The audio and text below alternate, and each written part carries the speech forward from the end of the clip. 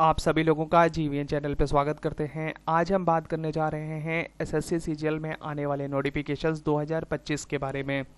इस वीडियो में बात करेंगे कि नोटिफिकेशंस कब तक आएगा, इसकी एग्जामिनेशन डेट क्या हो सकती है और जब नोटिफिकेशंस आ जाएगा उस समय इसकी एज काउंट जो है किस दिन से चालू होगी, किस डेट को चालू होगी और टोटल एक्सपेक्टेड वैकेंसीज कितनी रह सकती हैं। सारी चीज़ों को डिटेल से देखेंगे इस वीडियो के अंतर्गत। सबसे पहले शुरू करते हैं अपने पहली बात नोटिफिकेशंस को लेकर कि नोटिफिकेशंस कब आने वाला है और इसकी एग्जामिनेशंस डेट कब होने वाली है।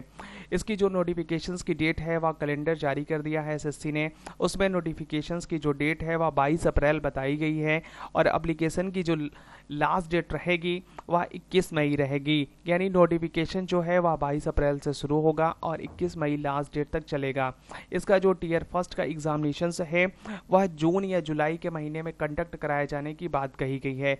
मोस्ट प्रोबेबली है कि जून के लास्ट वीक से शुरू होगा और जुलाई में 10 या 15 जुलाई तक चलेगा। इसकी जो एग्जामिनेशन डेट है मोस्ट एक्सपेक्टेड है, यही डेट अभी निकल कर सामने आ रही है जहां तक मेरी बात हुई है अभी तक। तो अप्रॉक्स है कि आपको एक महीने की टाइमिंग दिया जाएगा 22 अप्रैल से लेकर 21 मई तक। मान लीजिए एक दो दिन और बढ़ सकता है, लेकिन आपकी जो एग्जामिनेशन डेट है वह फिक्स्ड है कैलेंडर में। जून और जुलाई के महीने में ही एग्जामिनेशंस होने वाला है। अब बात करते हैं एक नोटिफिकेशंस के बाद अगर हम बात करें एज काउंट की और किस पोस्ट में कितनी एज मांगी जाती है एसएससी सीजीएल के द्वारा, उसकी अगर हम बात करें तो एसएससी सीजीएल में मिनिमम जो पोस्ट आती है उसके लिए किसी भी भारत सरकार द्वारा जो रिक्रूटमेंट रखा गया है वह मिनिमम 18 वर्ष होनी ही चाहिए किसी भी भारतीय सरकारी नौकरी अगर आप लेना चाहते हैं उसके लिए। और एसएससी सीजीएल की जो मैक्सिमम एज लिमिट है वह 32 ईयर्स यानी 32 साल होना चाहिए। यानी आप 18 से 32 वर्ष के बीच में हैं तो आप एसएससी सीजीएल के फॉर्म को फिल कर सकते हैं।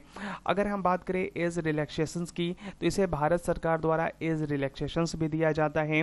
जैसे ओबीसी कैंडिडेट के लिए 3 वर्ष की छूट दिया जाता है और एससी कैंडिडेट के लिए, एसटी कैंडिडेट के लिए 5 वर्ष की छूट दिया जाता है और अन्य जो कैटेगरीज हैं जैसे विडो फीमेल्स हुई उनके लिए 10 वर्ष की छूट दिया जाता है।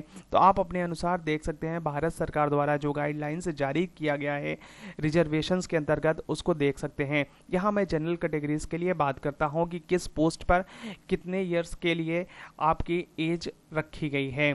एक एक पोस्ट की बात करेंगे। सबसे पहले अगर हम बात करते हैं सबसे हायर जो पोस्ट है एसएससी सीजीएल की पे लेवल 7 जिसे रखा गया है, जिसमें इसमें हम असिस्टेंट सेक्शन ऑफिसर्स हैं जो डिफरेंट डिपार्टमेंट्स के हैं, जिसमें सेंट्रल सेक्रेटेरिएट हो गया, इंटेलिजेंस ब्यूरो हो गया, मिनिस्ट्री ऑफ रेलवे हो गया, मिनिस्ट्री ऑफ एक्सटर्नल अफेयर्स हो गया, एएफएचक्यू हो गया, ministry of electronics and information technology हो गया।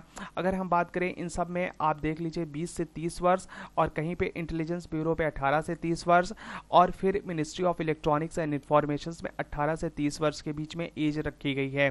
आगे अगर हम बात करें असिस्टेंट सेक्शन ऑफिसर में ही इनकम टैक्स जो इंस्पेक्टर जिसे हम सीबीडीटी बोलते हैं, central board of direct tax में जो as a income tax inspector लगते हैं उनकी जो मिनिमम एज है 18 से 30 वर्ष के बीच में है। असिस्टेंट सेक्शन ऑफिसर एएसओ के लिए भी 18 से 30 वर्ष है। इंस्पेक्टर सेंट्रल एक्साइज की बात करें 18 से 30 वर्ष है। इंस्पेक्टर प्रिवेंटिव ऑफिसर की और बात करें 18 से 30 वर्ष। इंस्पेक्टर एग्जामिनर के 18 से 30 वर्ष। असिस्टेंट इन्फोर्समेंट ऑफिसर इसमें भी 18 से 30 वर्ष। सब इंस्पेक्टर एसआई की जो बहुत ही रेपुटेटेड पोस्ट है central bureau of investigation CBI में, इसकी जो है एज लिमिट 20 से 30 वर्ष रखी गई है। इंस्पेक्टर पोस्ट की बात करें department of post ministry of communications में 18 से 30 वर्ष। इंस्पेक्टर में सेंट्रल ब्यूरो ऑफ नारकोटिक्स, ये भी बहुत ही इंपॉर्टेंट बहुत ही रेपुटेटेड पोस्ट होती है नारकोटिक्स डिपार्टमेंट की, इसमें भी 18 से 30 वर्ष की एज लिमिट रखी गई है। आगे अगर हम बात करें assistant section officer ASO ministries या डिपार्टमेंट ऑर्गेनाइजेशन डिफरेंट में अलग अलग जगहों पे उसमें एज 18 से 30 वर्ष मांगी गई है। एग्जीक्यूटिव असिस्टेंट की बात करें उसमें भी 18 से 30 वर्ष। रिसर्च असिस्टेंट की बात करें 18 से 30 वर्ष। डिविजनल अकाउंटेंट में भी 18 से 30 वर्ष। Sub inspector national investigations agency उसमें भी 18 से 30 वर्ष।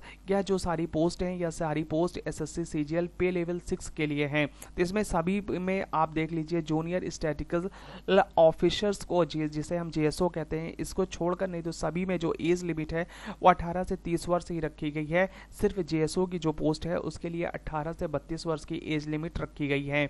आगे अगर हम बात करें SSC CGL के अंतर्गत पे लेवल 5 में जो वैकेंसीज आती हैं उनके बारे में अगर हम बात करें, ऑडिटर में जिसमें ऑफिसेस अंडर CAG के अंतर्गत आता है, जितने भी अदर मिनिस्ट्रीज या डिपार्टमेंट 18 से 27 वर्ष के बीच में रखी गई है एज लिमिट। इसी प्रकार से अकाउंटेंट के लिए भी 18 से 27 वर्ष है। अकाउंटेंट एंड जूनियर अकाउंटेंट के लिए भी इसमें भी एज 18 से 27 वर्ष रखी गई है।